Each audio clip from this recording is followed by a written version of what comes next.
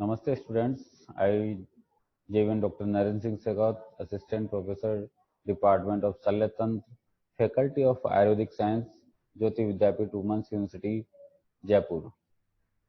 In previous class, we discussed about anatomy of chest, then hemothorax, then empyema, then pneumothorax. Now we will discuss pleural effusion in today's class. Let's start from pleural effusion. What is the pleural effusion? Pleural effusion means fluid accumulation in the pleural space occurs in acute or chronic disease of the pleura. Means कोई भी pleura की acute और chronic disease की वजह से fluid का accumulation हो जाए कहाँ पे pleural space में. With the exception of primary pleural disease such as malignancy or tuberculosis, most often pleural effusion is a sign of disease and not a disease itself. Pleural effusion एक तरह से एक disease का sign है, ना कि एक तरह से डिजीज है, क्योंकि और जैसे मैलिग्नेंसी में, ट्यूबरकुलोसिस में, इन डिजीज के अंदर प्लूरल इफ्यूजन होता है, फ्लूइड का एक्यूमुलेशन होता है प्लूरल स्पेस में, इसलिए एक तरह से एक सिम्टम्स है किसी डिजीज का. Clear? Causes of pleural effusion, इसके इफ्यूजन के कोजेज क्या क्या हो सकते हैं? जैसे ट्रांजुडेट कोजेज मींस इसमें क्या क्या इंक्लूडेड है? इंक्रीज हाइड्रोस्टेटिक प्रेशर, ये किसमें होता है? कंजेस्टिव हार्ट फेलियर में. डिक्रीज ऑनकोटिक प्रेशर की वजह से जो कोज होता है वो किस किस डिजीज में होता है? लिवर सिरोसिस में, नेफ्रोटिक सिंड्रोम में, एक्यूट ग्लोमेरुलर नेफ्राइटिस में, सीवियर हाइपोनेट्रीमिया में, मिक्सेडिमा में, मेक सिंड्रोम में, इन एंड पेरिटोनियल डायलिसिस में, सार्कोडोसिस में, इनमें ये डिक्रीज ऑनकोटिक प्रेशर मिलता है, उसकी वजह से ट्रांजुडेट होती है. ट्रांजुडेट मतलब एक फ्लूइड का कलेक्शन होता है, तो ये कोजेज हैं ट्रांजुडेट. इसमें एक्सुडेट में सेकंड अपन पढ़ रहे हैं. एक्सुडेट में कौन कौन से कोजेज हो सकते हैं? जैसे इन्फ्लामेटरी कंडीशन ऑफ प्लूरा की कोई इन्फ्लामेटरी कंडीशन, जैसे tuberculosis, bacterial pneumonia, viral pneumonia, fungal infection, parasitic infection, etc, या पल्मोनरी एम्बोलिज्म. सेकंड कोज बी, कोलेजन वेस्कुलर डिजीज. कौन कौन से हो सकती है? सिस्टमिक लूपस इरिथेमेटस, जिसको SLE अपन बोलते हैं, systemic lupus erythematosus. Second rheumatoid arthritis, ये है कोलेजन वेस्कुलर डिजीज. ठीक है. C, disorder of adjoining structures, जो एडजॉइनिंग स्ट्रक्चर्स, आसपास के स्ट्रक्चर्स है, उनकी वजह से उनमें डिसऑर्डर्स की वजह से अगर कोई फ्लूइड कलेक्शन होता है तो वो कोजेज इसमें इंक्लूड करते हैं. जैसे इसोफेजियल रप्चर होता है, डायफ्रामेटिक हर्निया हो गया, लिवर एब्सेस हो गई, सबफ्रेनिक एब्सेस हो गई, या पैनक्रेटाइटिस हो गया. Clear students? डी, मैलिग्नेंसी, कोई भी मैलिग्नेंसी, जैसे मैलिग्नेंसी ऑफ लंग्स हो सकता है, या मीडियस्टाइन और अदर लिम्फ नोड की वजह से हो सकता है, या मीजोथेलेमिया हो सकता है, सुपीरियर वेना का ऑब्स्ट्रक्शन की वजह से हो सकता है. इन सब की वजह से मैलिग्नेंसी, इन मैलिग्नेंसी की वजह से भी वहाँ पे फ्लूइड कलेक्शन हो सकता है. फिर है मीडियस्टाइनाइटिस.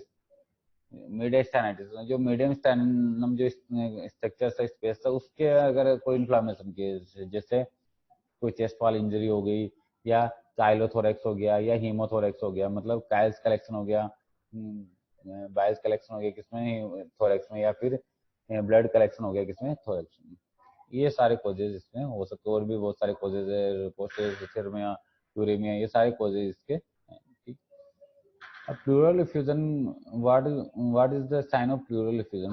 Fluid collection in pleural effusion में क्या होता है? प्लूरल इफ्यूजन में फ्लूइड कलेक्शन, जो इस डायग्राम में दिख रहा है आपको कि प्लूरल स्पेस के अंदर फ्लूइड एक्यूमुलेशन हो रखा है, उसकी वजह से जो लंग्स है वो कोलैप्स हो गया, उसमें प्रेस, उसमें कॉन्ट्रैक्शन, उसमें वो डिमेंस हो गया है. ठीक है.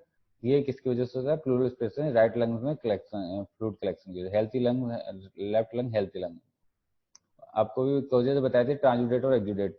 तो pleural effusion can be classified into two group, transudate और एक्जुडेट. ट्रांजुडेट कोई डिजीज की वजह से, एक्जुडेट मतलब कोई इन्फ्लामेशन प्रोसीजर की वजह से. Clear students? क्लिनिकल फीचर्स क्या क्या होंगे? Classical presentation is pleuritic chest pain and fever. जो चेस्ट में पेन होगा और फीवर होगा उसकी वजह से, क्योंकि वहाँ पे फॉरेन बॉडी में फ्लूइड कलेक्शन हो गया है. जो रेस्पिरेशन होगा एग्रीवेटेड हो जाएगा, फीवर प्रेजेंट हो जाएगा.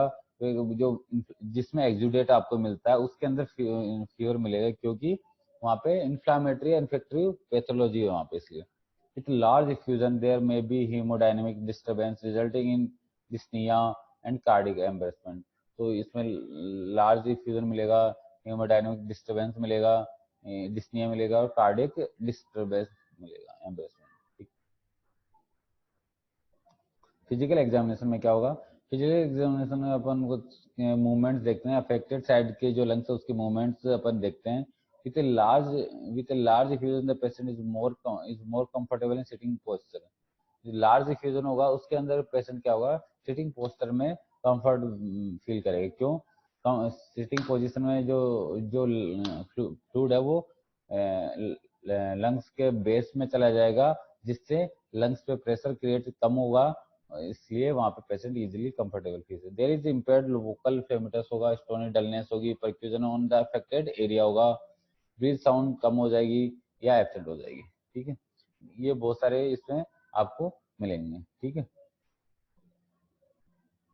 इन्वेस्टिगेशन अपन क्या क्या करा सकते हैं, सीबीसी कराएंगे, ईएसआर कराएंगे, एसिड एफ भी कराएंगे, एसिड फास्ट ट्यूबरकुलर बेसिलाई का अपन स्पुटम एग्जामिनेशन कराएंगे, मोंटिक्स टेस्ट कराएंगे, सीरोलॉजिकल टेस्ट अपन anti nuclear and rheumatoid factors का टेस्ट कराएंगे वो सस्पेक्टेड कोलेजन डिसऑर्डर्स के लिए। ठीक है, chest X-ray most important, chest X-ray अपन देखेंगे, depend on the amount of fluid. उससे क्या होगा, अमाउंट ऑफ फ्लूइड का पता चलेगा, एक्सो ब्लंटिंग कोस्टोफ्रेगमिंग जो उसकी मीडियस्टाइनम की स्ट्रक्चर से वो उसमें दिखाई देगी, तो ये चेस्ट एक्सरे इंपॉर्टेंट है।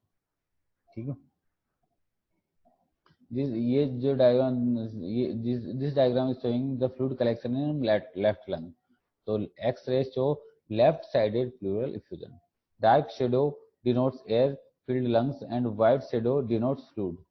जो डार्क शेडो है लंग्स की, वो उस लंग्स में वो नॉर्मल हेल्थी लंग्स है, लेकिन जो फ्लूइड कलेक्शन की वजह से क्या हो गया, वो व्हाइट शेडो बन रही है, denotes fluid.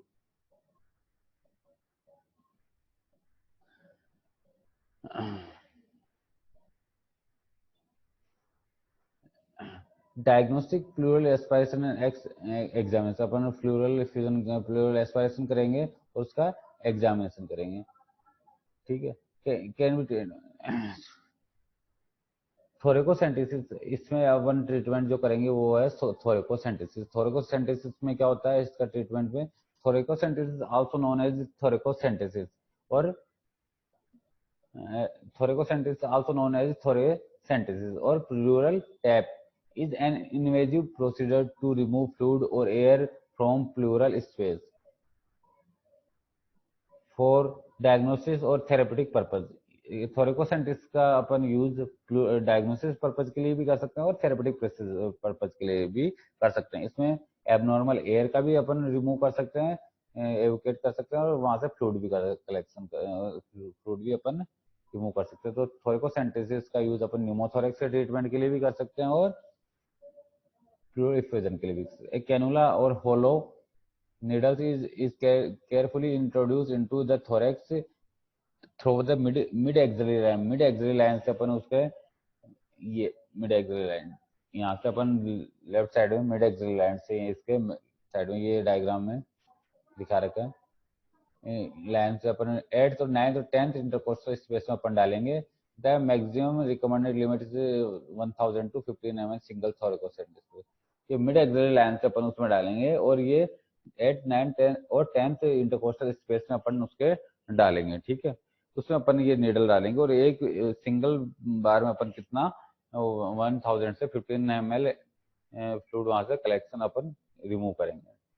This is showing the thoracocentesis. ठीक है, this is the treatment of this is the treatment of pleural effusion. Students, this is all about the pleural effusion. Thanks students. नमस्ते students, I JVN doctor Narendra Singh Shekhawat, department of Shalya Tantra, faculty of Ayurvedic science, Jyoti Vidyapeeth women's university Jaipur. In previous classes, we discussed about anatomy of chest, then hemothorax, then empyema, then pneumothorax, and previous class we discussed about pleural effusion. Now, today we will discuss about surgical emphysema. What is the emphysema? and what is the treatment of emphysema and what is the clinical features of emphysema we will discuss today in class. Surgical emphysema. Surgical emphysema, this is also called as subcutaneous emphysema or tissue emphysema. Means subcutaneous emphysema surgical emphysema का ही synonym है और इसको tissue emphysema भी अपन को बोलते हैं। ठीक है, तो क्या मतलब है?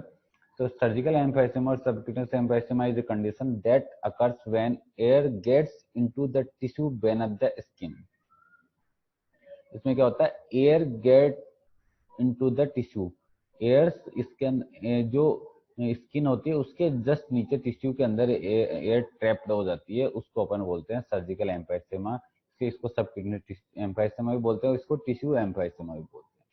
Subcutaneous emphysema consist of the words subcutaneous which refers to the tissue beneath the skin, where emphysema refers air trapped to trapped air. Clear students? This student is also known as tissue emphysema, already told you. Since the air generally comes from the chest cavity, subcutaneous emphysema is since the air generally comes from the chest cavity, ये जो air जो trapped होती है वो generally कहाँ से आती है? एयरवे जो अपना पाथ है उसी से चेस्ट से ही आती है। Subcutaneous emphysema usually occurs on the chest, neck and face. ये जो सबक्यूटेनियस एम्फाइसेमा चेस्ट पे मिलती है, नेक पे मिलती है और फेस पे मिलती है। Where it is able to travel from the chest cavity along the fascia, और ये वहां मिल सकती है जहाँ पे चेस्ट कैविटी के अलोंग जो फेसिया जहाँ जहाँ ट्रेवल करते हैं वहां एयर ट्रेवल कर सकती है। Subcutaneous emphysema has a characteristic crackling feel to the touch, a sensation that has been described as similar to touching rice crispy. इसमें एक जब इस जहाँ पे जिस स्किन के नीचे एयर ट्रैप्ड होती है वहां पे क्रैकलिंग साउंड की फील अपन को टच करने पे मिलती है, जैसे राइस क्रिस्पी राइस में। This is sensation of air under the skin known as subcutaneous crepitation. इससे जो साउंड मिलती है इसको अपन बोलते हैं subcutaneous crepitation. Subcutaneous emphysema can result from puncture of part of the respiratory or gastrointestinal symptom. जो सबक्यूटेनियस एम्फाइसेमा वो किसकी वजह से बन रही है? Puncture of the part of respiratory और गैस्ट्रोइंटेस्टाइनल सिम्टम्स में पंक्चरिंग की वजह से सबक्यूटेनियस एम्फाइसेमा बनती है। पर्टिकुलरली इन द चेस्ट, नेक और एयर में बिकम, पर्टिकुलरली कहाँ पे? चेस्ट और नेक में। Air may become trapped as a result of penetrating trauma और ब्लंट ट्रोमा, और वहां पे जो एयर जो ट्रैप्ड हो रही है वो इसकी वजह से हो रही है कि वहां पे कोई पेनिट्रेटिंग ट्रोमा या कोई ब्लंट ट्रोमा हो रहा उसकी वजह से। इन्फेक्शन यानी गैंग्रीन वगैरह can cause gas to be trapped in the subcutaneous tissue. Infection में भी जैसे गैस गैंग्रीन है उसमें भी गैस कलेक्ट हो जाती है, वो भी कहाँ? सबक्यूटेनियस टिश्यू में, जैसे gas gangrene. This pic showing surgical severe surgical emphysema of face. Clear students? As you can see, swelling on the face. It is characterized by swelling from the eyelids to the scrotum. इसके clinical features है, इसमें swelling कहाँ से कहाँ दिख सकती है? Eyelids to the scrotum, जहाँ जहाँ एयर ट्रेवल करती है वहाँ।